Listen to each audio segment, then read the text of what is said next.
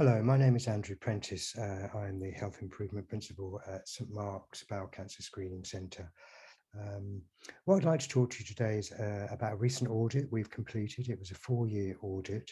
And I'm going to talk particularly about looking at the predictors for lymph node and distant organ involvement. So of 1,011 patients, we had staging data and ethnicity available for 667 patients. And what we wanted to look at was ethnicity and gender in particular, but particularly ethnicity, to look at the effect of this on CRC diagnosis and staging. And as you can see here on the left, we have broken down the different ethnic groups. And you can see those from any Black background have the highest rate of metastases at 30.3%. And this is followed by any other white background at 28.3%. Now, white other for us in our locality is predominantly Polish and Romanian.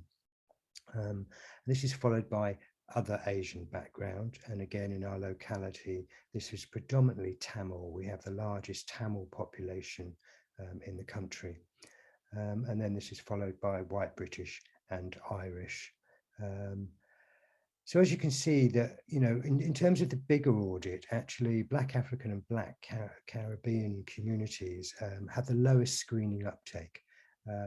As you can see here, the prognosis with a CRC diagnosis is actually worse for those ethnic groups in terms of metastases.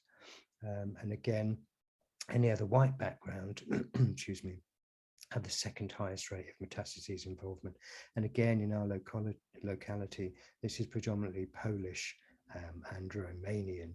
So in terms of addressing inequalities around CRC screening and diagnosis, you know, we do have some inequalities here. They're lower uptake for screening, which is of course, you know, what we want to promote, but they do have a poorer prognosis if they are diagnosed by CRC. And as you can see on the right hand side, you know, the largest number of metastases, 31.4%, were diagnosed through A&E, which generally is a later stage diagnosis. And this was followed by other, so this is generally other consultant from possibly an outpatient's appointment rather than A&E, and GP referral and screening. Screening is obviously the lowest because people tend to present with a much earlier diagnosis through screening. So obviously that's something that we want to promote. So that's just a very brief overview of some of the inequalities that we picked up through the audit. And I hope you find that useful. Please enjoy the conference and thank you for watching.